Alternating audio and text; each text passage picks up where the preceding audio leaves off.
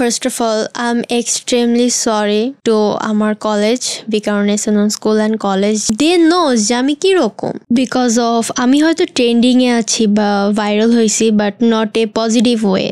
মানুষ আমাকে নিয়ে অনেক ট্রোল করছে, নেগেটিভিটি ছড়াচ্ছে, সো দিস ইজ ওয়াই আমি নিজে খুব রিগ্রেটফুল যে আমি জিনিসটা এভাবে প্রচার করতে চাইনি। আমার জন্য আমার কলেজের অনেক রেপুটেশন গেছে। আগে পরে কি হয়েছে না হয়েছে ওটা আমার ডাজেন্ট ম্যাটার আমার কাছে, বাট বেসিক্যালি ইন্ডিকেট করে যে আমাকেই হিংসা করবে কথাটা এমন না।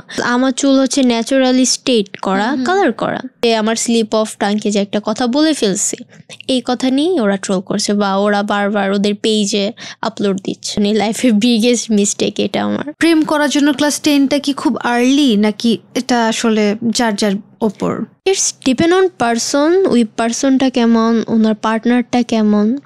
সো আমি জানি না, মানে ফেমাস হওয়ার জন্য বা ভাইরাল হওয়ার জন্যই কি এটা প্রি প্ল্যান ছিল যে উত্তরগুলো দিয়েছিলে? ডেফিনেটলি নো, বিকজ অফ আমি যদি আমার পার্সোনাল মিডিয়ার কথা বলি, সো আমার টিকটক অ্যান্ড ইনস্টাগ্রামে টোটাল 70K ফলোয়ার আগে থেকে ছিল, যারা আমাকে ফলো করে বা করো তোমরা, তারা হোপসো জানে।